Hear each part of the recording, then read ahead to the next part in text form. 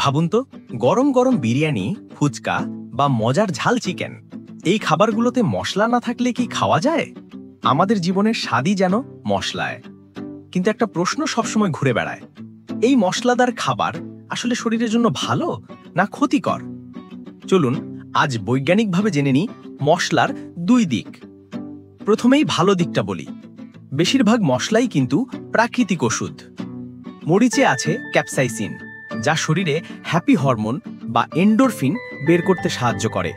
ফলে মন ভালো থাকে, ব্যথা কমে আর মেটাবলিজম বেড়ে যায়।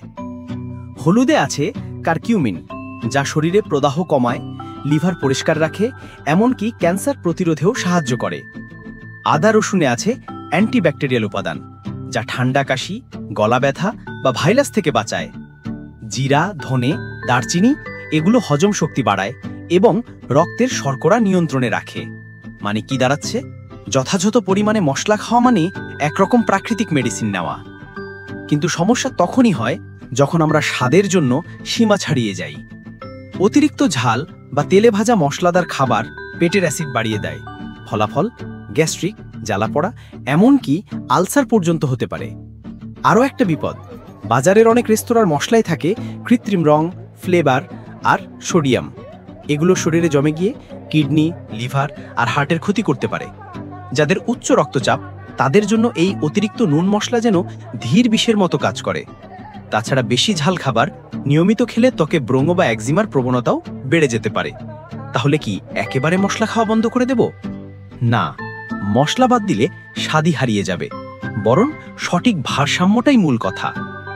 রান্নায় যতটা সম্ভব প্রাকৃতিক মশলা ব্যবহার করুন, প্রসেস করা বা প্যাকেটের মশলা নয়। অতিরিক্ত তেল ব্যবহার করবেন না। আর প্রতিদিন নয়, সপ্তাহে 2 থেকে 3 দিন হালকা মশলাদার খাবারই যথেষ্ট। যেমন ধরুন 1 চিমটি হলুদ, সামান্য আদা রসুন আর সামান্য মরিচ, এইটুকুই যথেষ্ট শরীরকে সক্রিয় রাখার জন্য। বিজ্ঞান যা বলে, আপনি কি জানেন চীনা ও ভারতীয় আয়ুর্বেদিক চিকিৎসায় মশলা ব্যবহার করা হয় প্রাকৃতিক চিকিৎসার অংশ হিসেবে। বিজ্ঞানও বলে, যদি ঝাল খাবার পরিমিত খাওয়া হয় তাহলে তা মেটাবলিক হেলথ, ফ্যাট বার্ন আর ইমিউন সিস্টেম শক্তিশালী করে। এক গবেষণায় দেখা গেছে, যারা সপ্তাহে 3 বার হালকা ঝাল খাবার খান তাদের ওজন নিয়ন্ত্রণে থাকে আর হার্টের রোগের ঝুঁকি 35% পর্যন্ত কম হয়।